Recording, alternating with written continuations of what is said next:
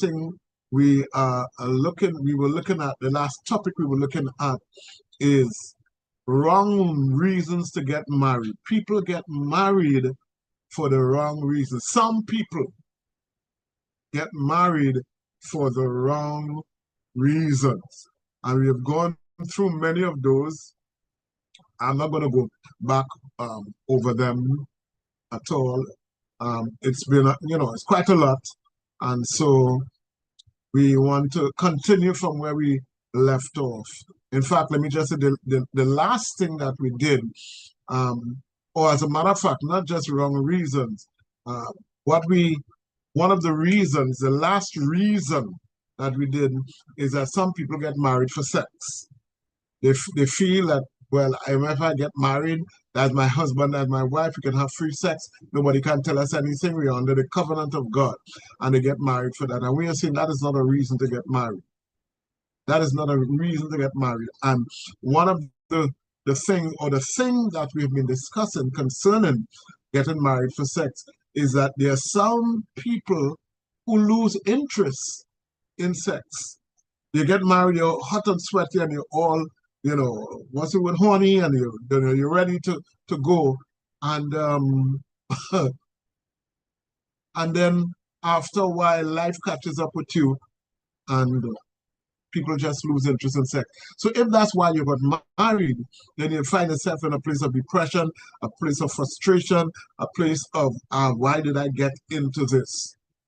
And so we have been looking at why do some people lose interest in sex? All right, and we're not going to go over those because we have gone through quite a few. But let me continue from where I left off. The next reason why some people lose interest in sex is because of what I call trust issues. Trust issues. And what do I mean by that?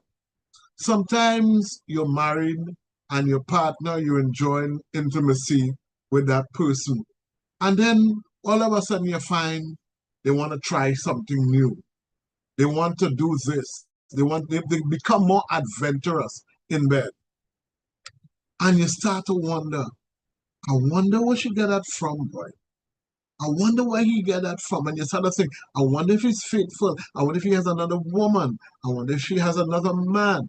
And you start to lose trust in the person because this is not the person you're married to. You all used to have sex one particular way. Now they want to try different positions. And they want to, do things like play dress up and makeup, and they want to introduce sex toys and a whole lot of things that you're not accustomed to. So you start to doubt. You start to doubt in your mind.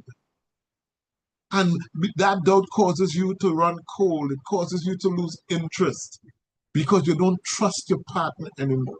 You don't trust your spouse anymore. You just find that something wrong with it. Something wrong. You're too active now. You doing these things now. Where you get that information from and that sort of thing. So it causes people to not trust their spouse. And that trust causes you to lose interest in sex. All right, I'm going to pause here.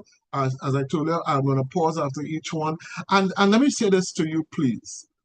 I was saying it to someone the other day. I know this is a kind of touchy subject, this whole thing about sex, and I'm saying the word over and over so it will get into your spirit, because when I was growing up, I couldn't use that word. That was a forbidden word.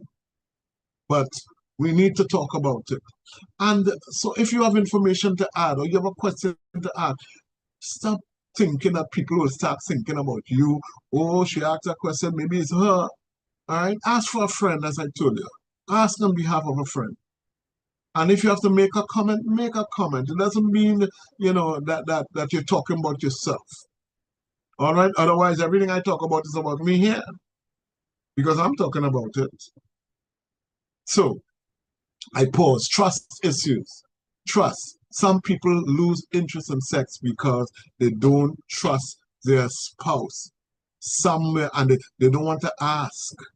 They're afraid to ask. They're not communicating.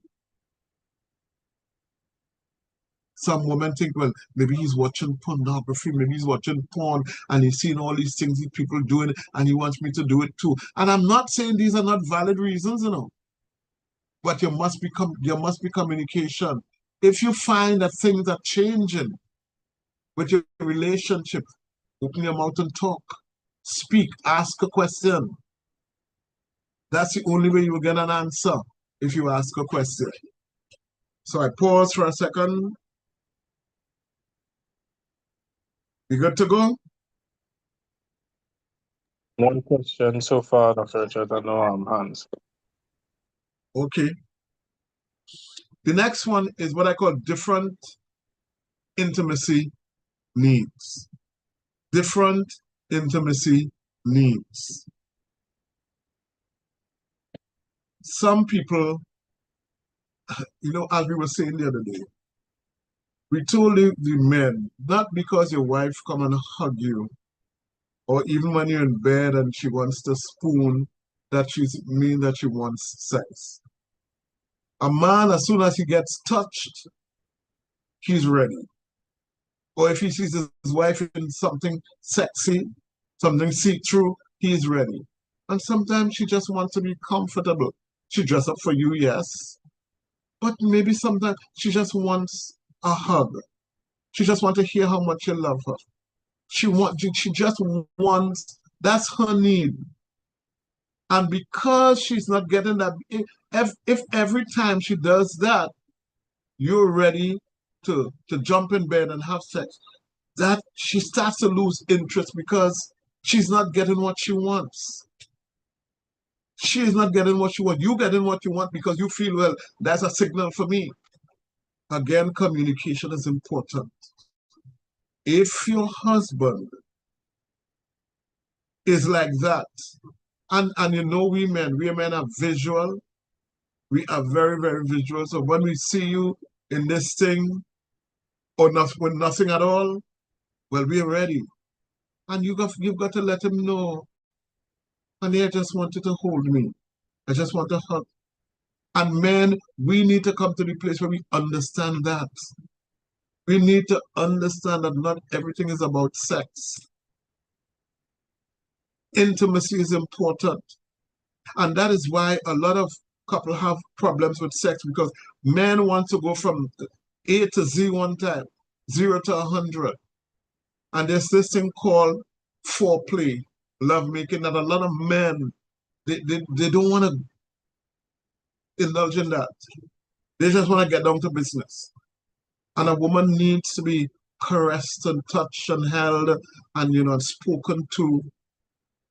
A woman needs that. So you have different intimacy needs. And because of that, they lose interest in sex. I pause.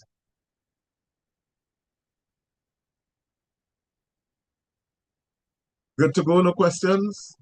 We just have one comment that agrees with you, Dr. Richard. Okay. All right.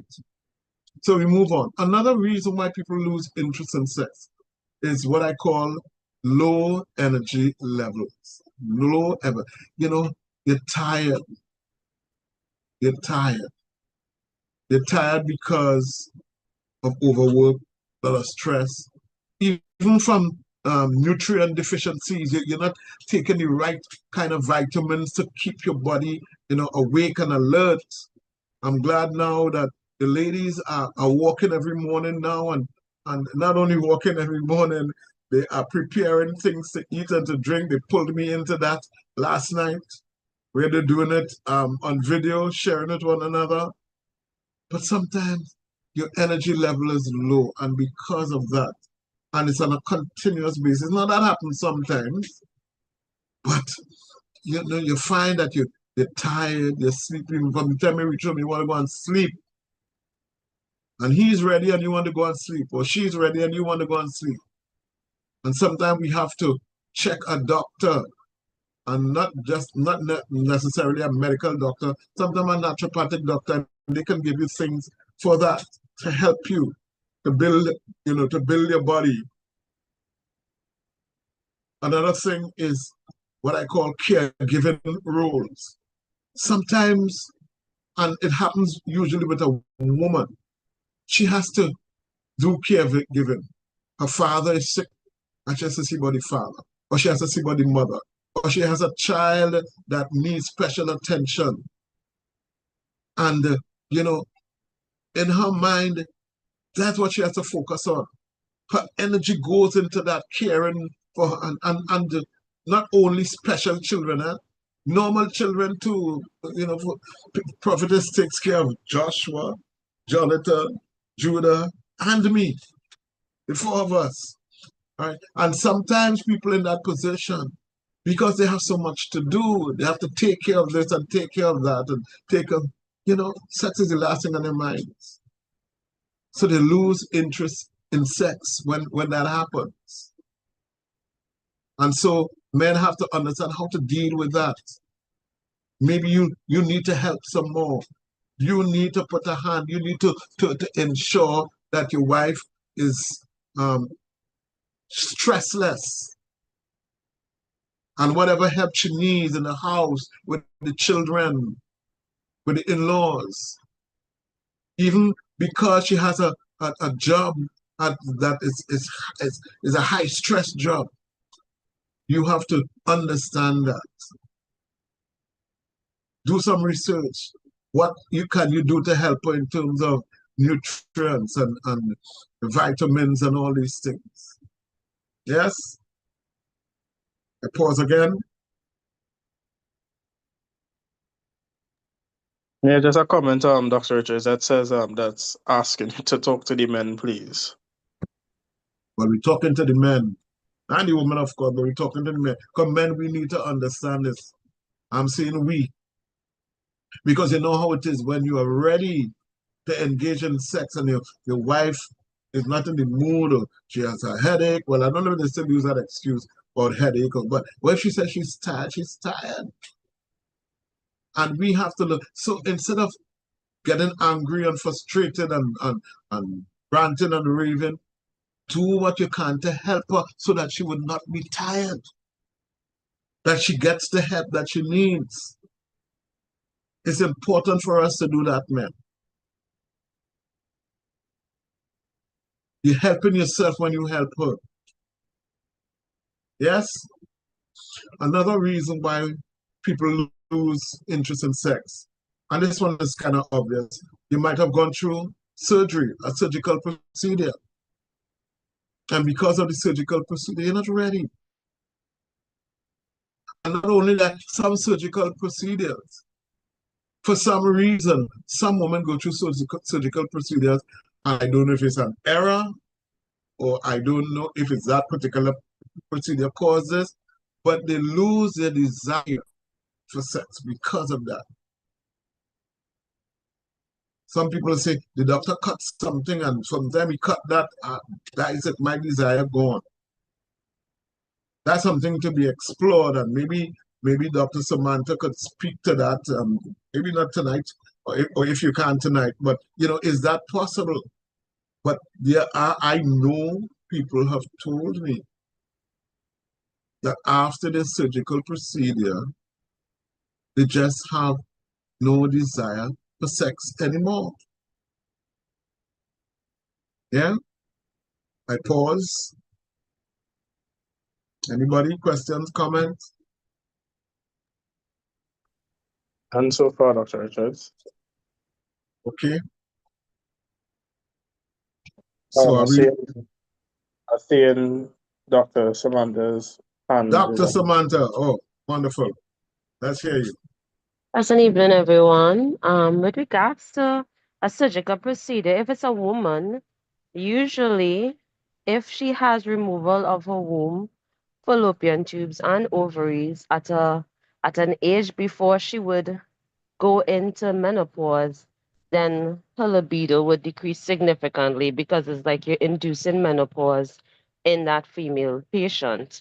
Um, Most times, we would leave the ovaries behind in a young, fertile female, usually below the age of 45, maybe even 50, depending on the age at which their mom or siblings would have gone into menopause.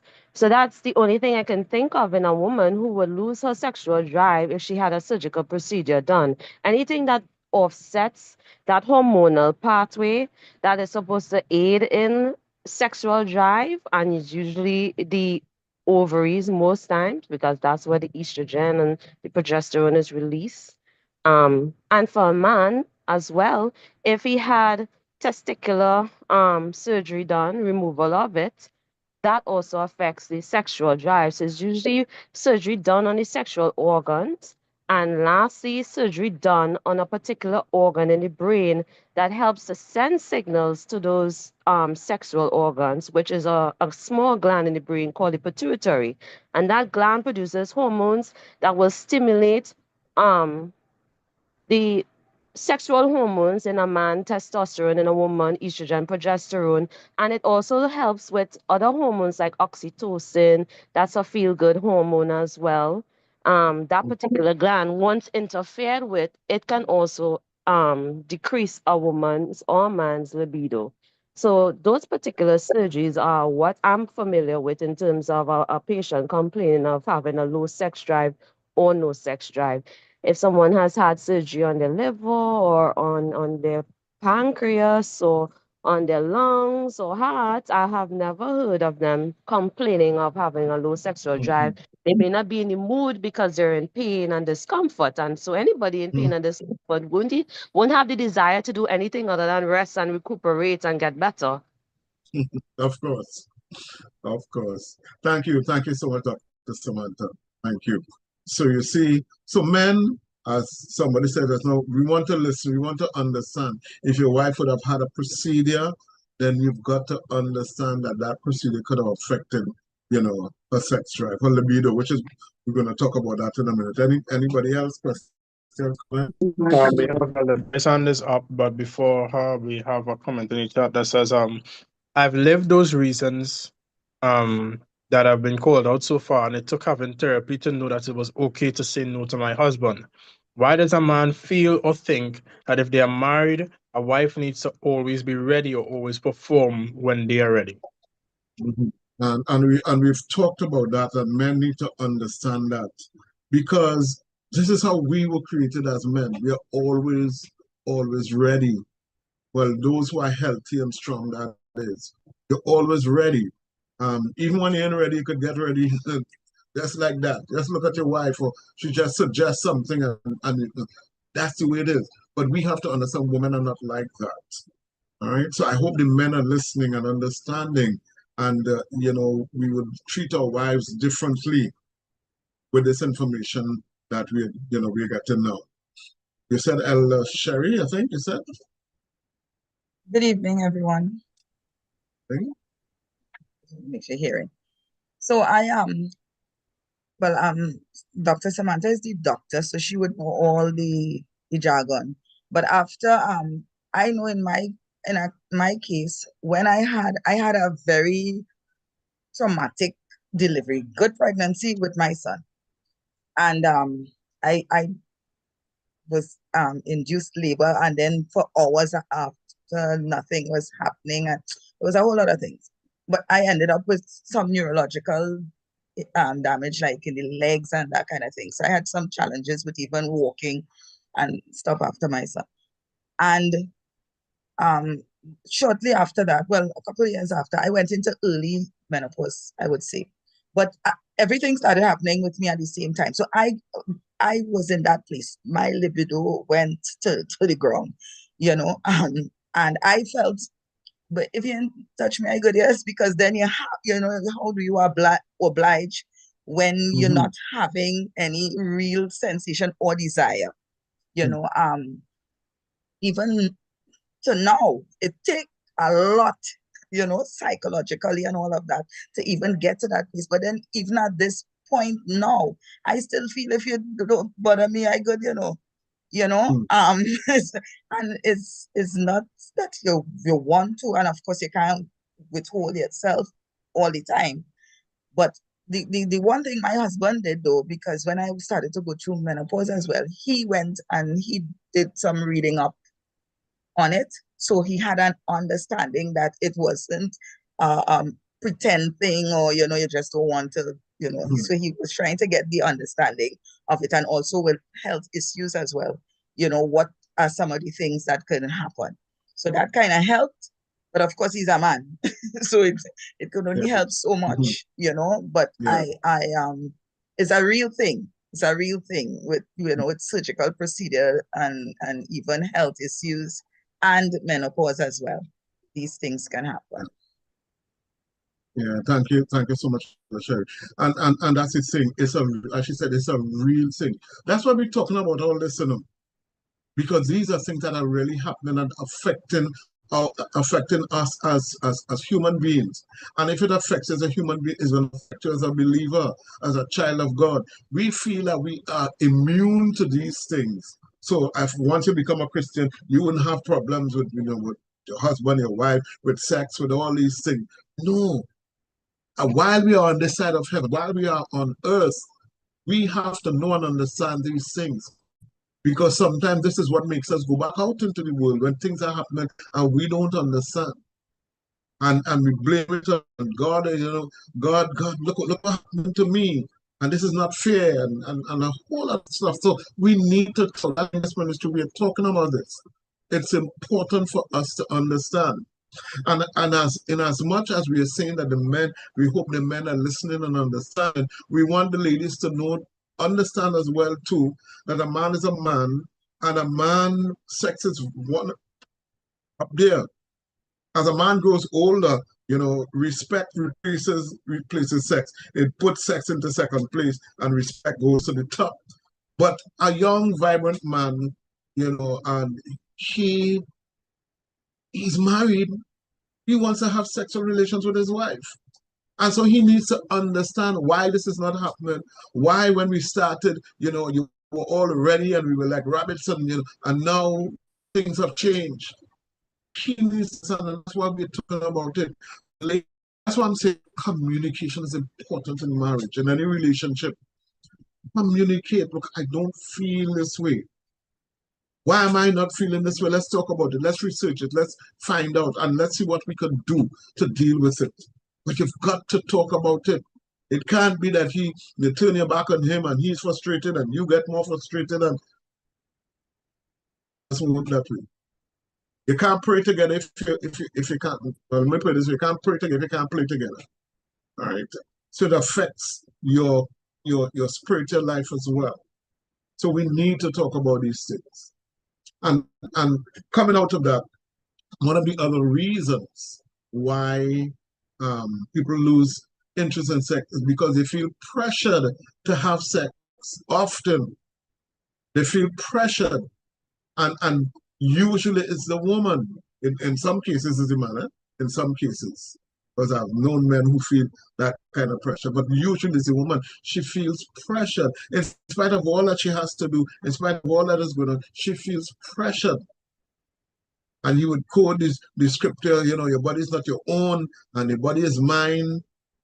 Well, if her body is yours and your body is hers, and if she don't want to use her body, what can I say?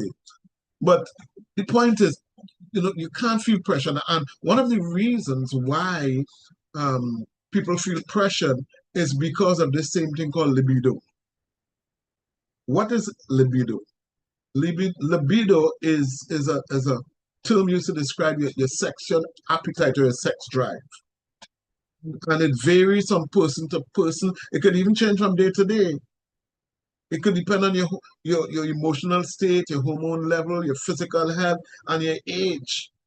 That will determine how your libido is, your libido or your sex drive. But there are some people who have an overly high libido. Overly high. They're ready to have sex every day, 3 times a day, if possible, or more.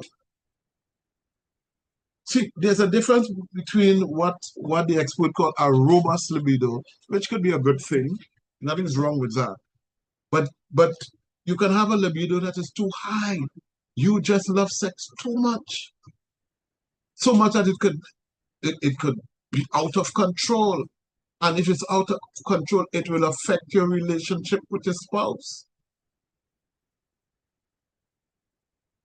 And a person with an overly high libido may be a sign of imbalance in their hormones, a neurological disorder, as Ella Sherry was talking about, or even a mood disorder. And a mood disorder is something called hypersexuality. Hypersexuality. And that's a medical condition which it causes you to have excessive sexual arousal.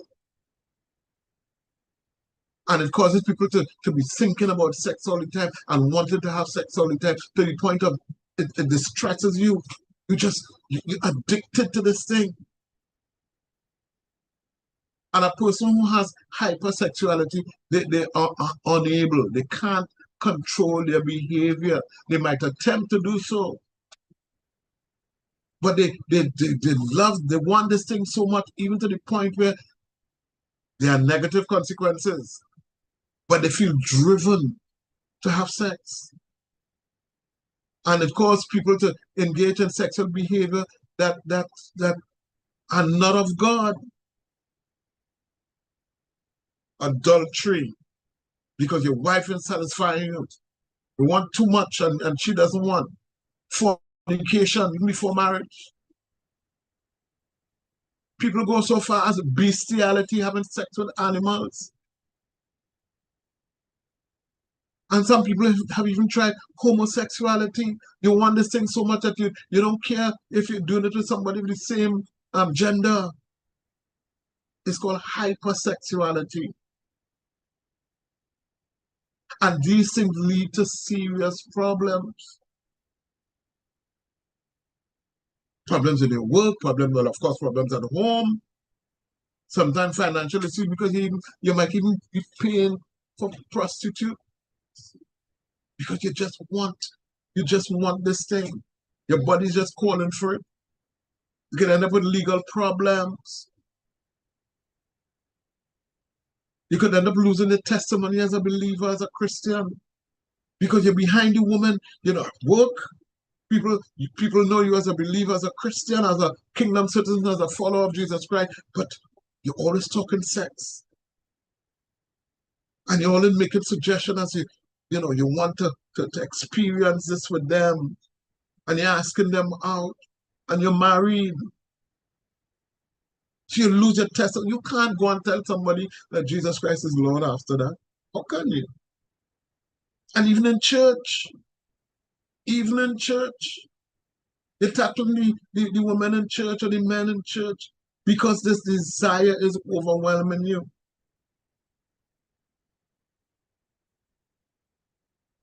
And there are signs that your libido is overly high. Let me give you some signs. One, when your sex life begins to impact your life, your relationship, your health, and your work, it begins to impact that because you're at work, you're thinking about sex. You're taking your lunchtime to go somewhere to have sex with somebody. It affects all your relationships. Some people have had, I shudder when I think of these things. I don't understand how it's possible. You have sex with your own children or your siblings because the need to satisfy this thing is so great. Your libido is too high if it takes over your thoughts. That's all you're thinking about. You're at work, but you're thinking about it. You come home, you're thinking about it. You're in the middle of the night, you wake up, you're thinking about it.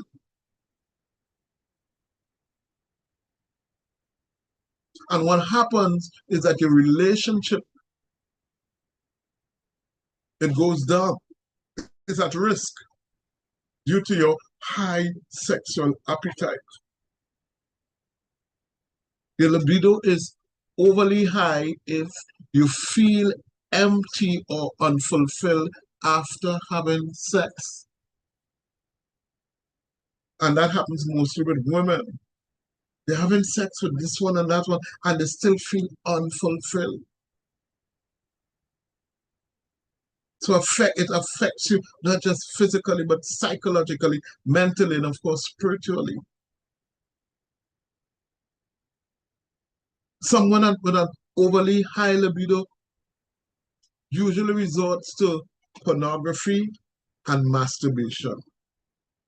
Because even though you're married, you have sex with your spouse, but it is not enough. So you had to get up in the night and look at porn and masturbate.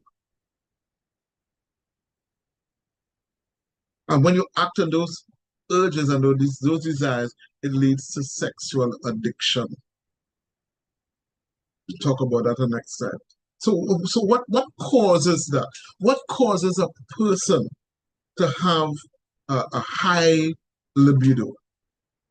Well, the experts say excessive levels of dopamine. And I think Dr. Samantha mentioned dopamine is one of the feel-good hormones. And then there's something called serotonin. When you have low levels of serotonin. Also, certain medications, including recreational drugs like cocaine, they can cause your libido to be high. I also understand that a condition like dementia that affects part of the brains that influence sexual behavior. So someone with dementia can have a high libido because your brain is affected. So the same way the brain can tell you, well, no, sex, no sex, as Dr. Samantha was saying. It could also tell you need to have sex all the time, over and over, every day.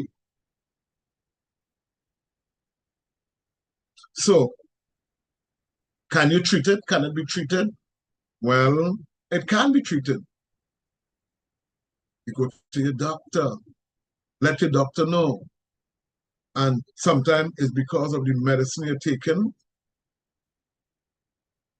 You might have to change the dosage, or they might have to prescribe some sort of medicine to deal with that. Sometimes it's because of a brain disorder. Again, they'll have to treat that. And they said also things like psychotherapy can also help. They say increased physical activity, exercise might also help. And of course, counseling. So it's important because, you see, sometimes in a marriage, one person has a normal libido and the other one has a potentially high. Or it could even happen where one has high libido and one has low libido. And low means, you just, it's not that you don't want sex, but not as often as he wants it or she wants it. You don't feel for it like that. And of course, we looked at some of the reasons why that might be so. So you might, as a spouse, you figure, well, look, once or twice for the week is okay, and he wants it 7 times, 8 times, 9 times per week, and that causes friction, that causes problem, and that needs an intervention. That needs intervention. And people with low libido, let me just tell you, they lose interest in sex after a while. They don't think about sex at all, or very little. I don't want to say at all, very little. And they don't get, and I think a lot of men would understand this, you're making suggestions to your spouse concerning sex, and that going over her head, she don't understand at all. Because that is the furthest thing from her mind. Because her libido is low. So sex is the last thing on her mind. So why is the first thing on your mind is the last thing on her mind? And I'm saying it this way because it's usually men that have the high libido and women with low libido. Usually, it's not always so. And people with low libido not only lose interest in sex before they have sex, sometimes during the act, they just run cold. They just run cold. These are people with low libido. So what do you do? If that is you and you have that situation in your marriage, you need to seek counseling. We need to talk about these things. We need to talk about these things because it causes frustration, it causes anger, sometimes it leads to abuse because you're depriving me. It leads to, as I told you, some of the things, you go outside of the marriage. Adultery, fornication, bestiality, and all these things. Because they don't seem to be compatible. They don't seem to be compatible. One of the things that can assist with that is, we talked about it before, scheduling sexual activity. So if he wants to have sex 8 times a week and you wants to have it once a week, you negotiate and say, okay, well, twice a week, 3 times a week, and let's have it on this day and that day and that day. And I tell you, it's not the best thing, it's not the best way for marriage to work, but sometimes it comes down to that because of the fact. And you might be wondering, how come this man wants sex all the time? So that's the only, and that's what a lot of women say, that's the only thing on his mind. Pastor, I tell you, that's the only thing on his mind. But it's not that's the only thing on his mind. One, it might be a sign of high libido, and 2, it may be because of a lack of, intercourse or frequency. So it may seem to you, because it's not on your mind, when he talks about it, you think, well, every time I talk to you, it's about sex. Every time we have conversations about sex. But then maybe he's trying to signal to you, hey, listen, we need to do something about this. We're going to stop here. We've reached 8:30. So I want to say thank you so much for coming tonight, for being here.